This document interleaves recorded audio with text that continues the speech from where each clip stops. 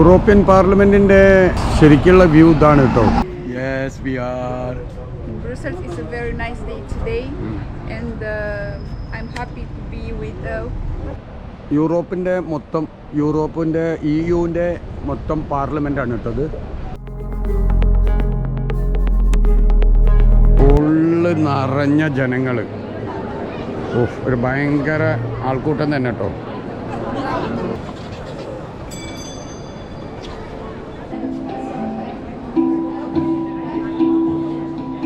കാരണം ഇതൊരു സ്റ്റാച്യു, നമ്മൾ ഈ ഈഫൽ ടവറും ഒക്കെ പറയുന്നത് പോലെ തന്നെയാണ് സംഭവം. അങ്ങനെ നമ്മളെ സിറ്റി ടൂർ സ്റ്റാർട്ട് ചെയ്യാണ്. എല്ലാവരും കൂടെ അല്ലേ, അടിച്ചു പൊളിക്കല്ലേ. പക്ഷേ നമുക്ക് ലണ്ടനിൽ പാരീസിലൊന്നും കിട്ടിയ രീതിയിലുള്ള ഒരു അട്രാക്ഷൻസ് ഒന്നും ഇവിടെ കാണുന്നില്ല. എന്നാലും ഇവിടുത്തേതായ വെറൈറ്റി ഇവിടെ ഉണ്ടാവുമല്ലോ, എന്തായാലും ഉണ്ടാവുമല്ലോ. അപ്പോൾ നമ്മൾ അത് കൈകാര്യം ചെയ്യാൻ പോവാണ്. 1-2 പ്രധാനപ്പെട്ട സ്ഥലങ്ങൾ നമുക്ക് പോകാനുണ്ട്.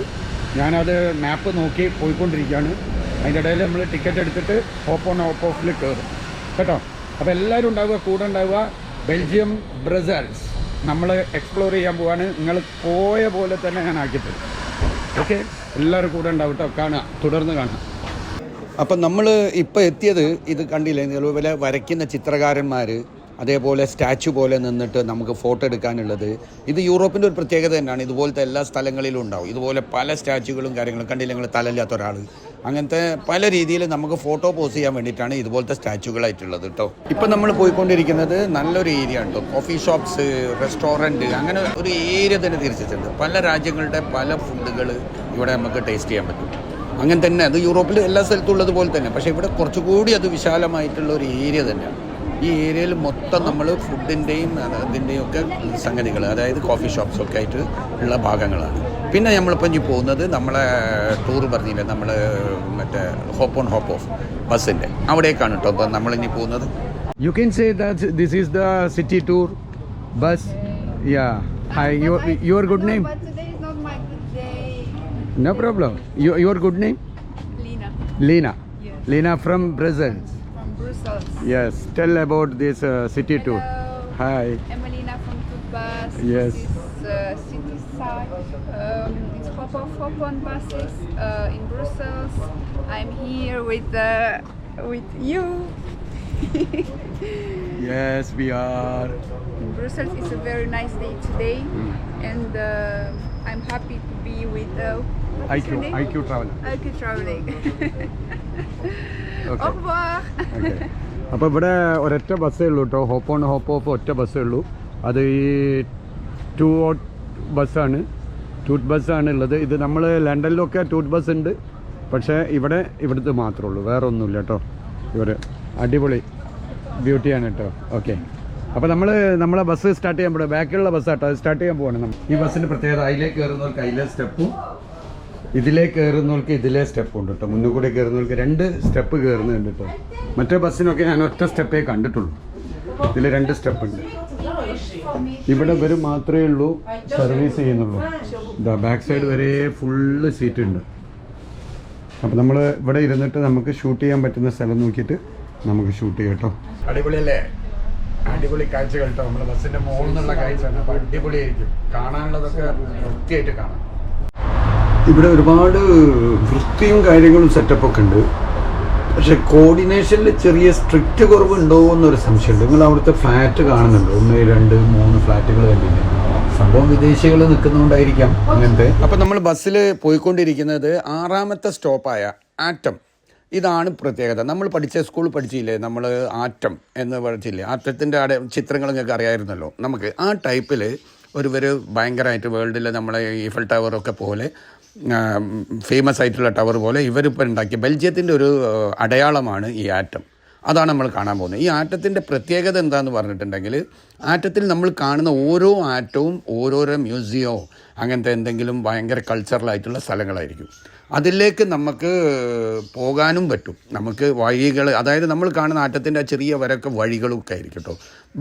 ഇപ്പോൾ അടുത്ത 1 വർഷമായിട്ടേ ഇത് വന്നിട്ടുള്ളൂ ഇവിടെ. പക്ഷേ ലോകത്തിൽ ഇപ്പോൾ ഫേമസ് ആയിക്കൊണ്ടിരിക്കുന്ന, ടൂറിസ്റ്റുകൾ കാണാൻ വന്നുകൊണ്ടിരിക്കുന്ന ഒരു പ്രത്യേക സംഭവം തന്നെയാണ്, ഒരു പുതിയ സിസ്റ്റം തന്നെയാണ് ഈ ആറ്റം. എന്താണ് വ്യൂ എന്ന് തന്നെ പറഞ്ഞറിയിക്കാൻ കഴിയില്ല. അതായത് നമ്മൾ എന്തോ ഒരു സ്റ്റാച്ചു പോലെ ഉണ്ടാക്കി വെച്ചെന്നാണ് വിചാരിച്ചത്. പക്ഷേ അത് ഫുള്ള് അതിൻ്റെ ഉള്ളിൽ മ്യൂസിയവും എക്സിബിഷൻ സെൻറ്ററും ഒക്കെയാണ് ഓരോ റൗണ്ടും. ആ കാല് കാണുന്നത് അതിൽ കൂടി നമ്മൾ എൻട്രൻസാണ്, വഴി അതിൻ്റെ ഉള്ളിൽ കൂടിയാണ്. അതിൻ്റെ ഉള്ളിൽ കൂടെ ഓരോരോ റൗണ്ട് പോകുമ്പോൾ ഒന്നിൽ എക്സിബിഷന്, ഒന്നിൽ എന്താ പറയുക മ്യൂസിയം ഉള്ളതുണ്ട്. അങ്ങനെ ഓരോന്നായിട്ട് ഉപയോഗിക്കുന്ന സാധനം ബിൽഡിങ് പോലെ തന്നെയാണ്. പക്ഷേ ഈ ഡിസൈൻ ഉണ്ടാക്കിയെന്നുള്ളൂ, അത്ര വലുപ്പവും അത്ര സൗകര്യവും ഉണ്ട് കേട്ടോ. ലോങ് വ്യൂവിലേക്ക് ഞാൻ പോവുകയാണ് നിങ്ങളെ കാണിക്കാൻ വേണ്ടിയിട്ട്. ലോങ് വ്യൂ നമുക്കെങ്ങനെയാണ് കാണുക എന്നുള്ളത്. പോയിക്കൊണ്ടിരിക്കുക, കുറേ ദൂരമുണ്ട് നടക്കാൻ. ഇപ്പം ഞാൻ നിൽക്കുന്നത് അവിടെ നിന്ന് ഇങ്ങോട്ടേക്ക് ഏകദേശം 1 കിലോമീറ്ററോളം ഞാൻ നടന്നതിൻ്റെ ഇതാണ് നിങ്ങൾ ബാക്ക് കാണുന്നത് കേട്ടോ. ഇത് അതേപോലെ പഴയ ഒരു നിർമ്മിതിയാണ്.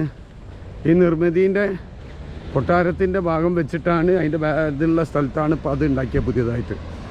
2023 അത് ഉണ്ടാക്കി കഴിഞ്ഞത്.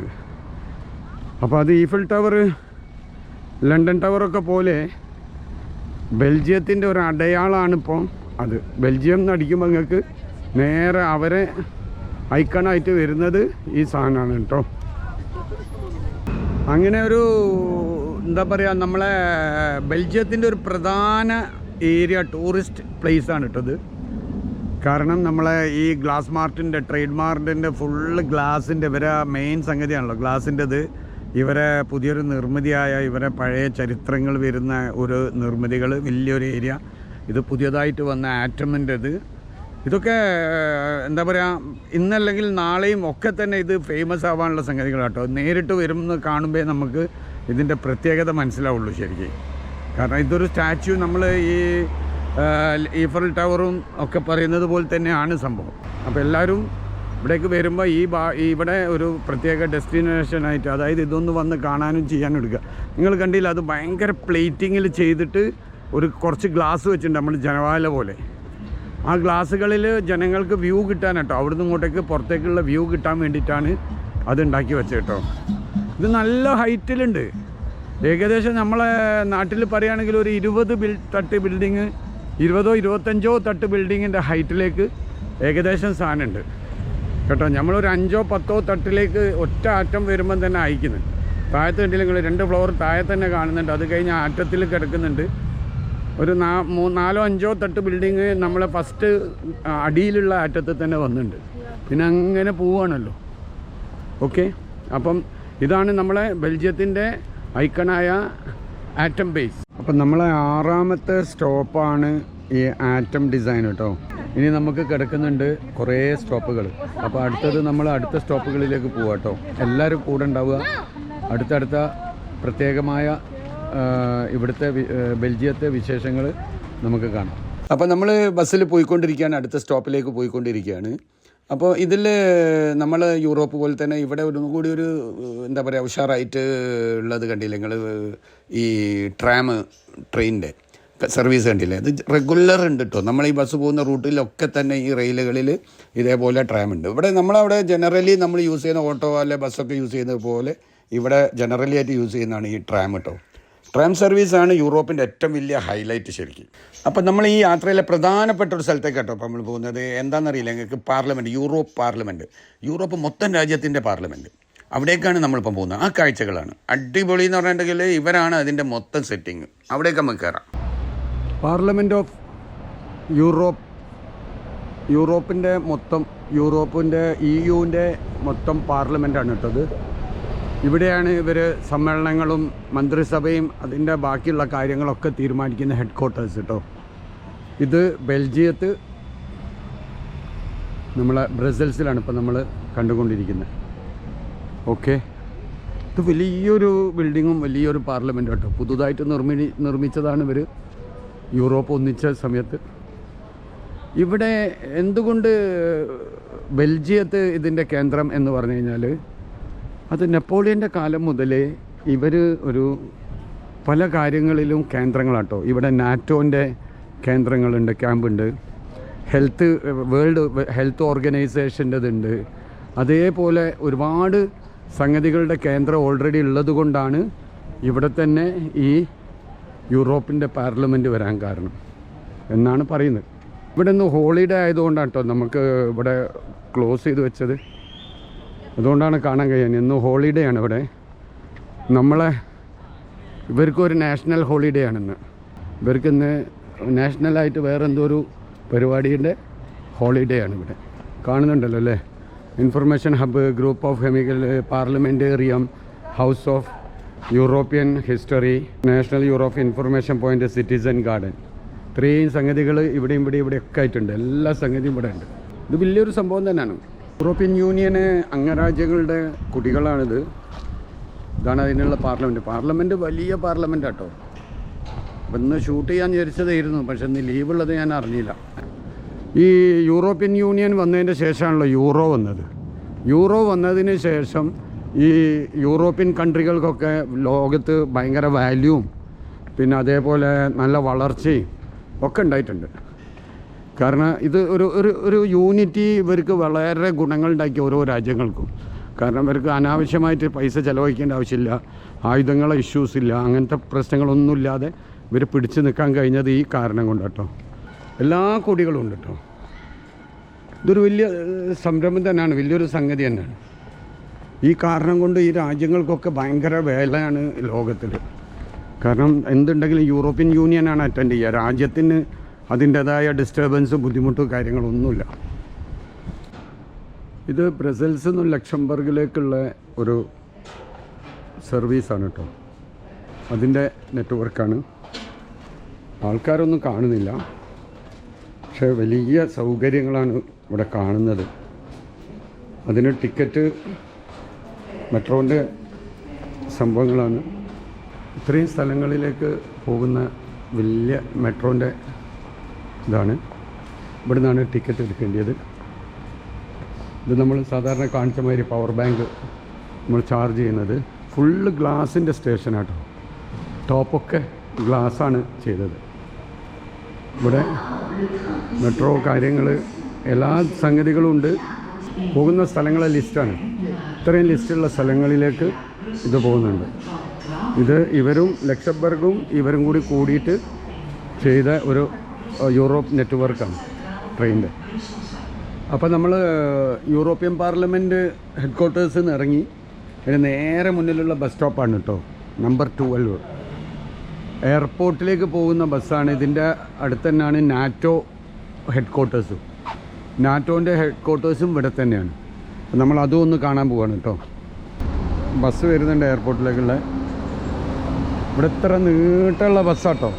അപ്പോൾ നാറ്റോ എന്ന് പറഞ്ഞാൽ നിങ്ങൾക്ക് അറിയാലോ, നാറ്റോ രാജ്യങ്ങൾ എന്ന് പറഞ്ഞാൽ അമേരിക്കൻ്റെ അണ്ടറിൽ, അമേരിക്കൻ്റെ സെക്യൂരിറ്റിയിലുള്ള യൂറോപ്പിലുള്ള കുറേ രാജ്യങ്ങളുണ്ട്. ഇപ്പം തന്നെ നാറ്റോൻ്റെ ഇഷ്യൂവിലാണ് നമ്മളെ ഈ റഷ്യയും ഉക്രൈനും തമ്മിലുള്ള ഇഷ്യൂ. അപ്പം ഉക്രൈന് നാറ്റോയിലേക്ക് മെമ്പർ ആവാൻ പോകുമ്പോൾ റഷ്യ എതിർക്കും. പണ്ടേ സോവിയറ്റ് യൂണിയൻ അമേരിക്ക ഇഷ്യൂ ഉള്ള കാലഘട്ടത്തിലുള്ള പ്രോബ്ലമാണിത്. അപ്പം ഈ യൂറോപ്പ് ഭാഗത്ത് റഷ്യനെ ഒതുക്കാൻ വേണ്ടിയിട്ട് അമേരിക്ക സെറ്റ് ചെയ്ത ഒരു സിസ്റ്റമാണ് വേൾഡിൽ ഈ നാറ്റോ. ഇതിൻ്റെ ഹെഡ് ക്വാർട്ടേഴ്സും ഇവിടെ തന്നെയാണ്. അതാണ് നമ്മളിപ്പം കാണാൻ പോകുന്നത് കേട്ടോ. അപ്പം നമ്മൾ നാറ്റോ കാണാൻ വരുന്ന ഹെഡ് ക്വാർട്ടേഴ്സ് കാണാൻ വരുമ്പോൾ ഇത് എയർപോർട്ടിൻ്റെ തൊട്ടടുത്താട്ടോ. വളരെ സെക്യൂരിറ്റി ആയിട്ടുള്ള ഭാഗമാണിത്. അപ്പോൾ ഇപ്പോൾ ഉക്രൈനും റഷ്യയും തമ്മിൽ ഇഷ്യൂ ഉള്ളത് കൊണ്ട് തന്നെ പ്രധാന സെലക്റ്റീവായിട്ട് അവിടേക്ക് ഭയങ്കര സെക്യൂരിറ്റിയിലാണ് ഈ സംഗതി. നമുക്ക് പുറത്ത് കാണാനൊന്നും കഴിയില്ല, പക്ഷെ അവിടേക്ക് പോകാൻ പറ്റില്ല.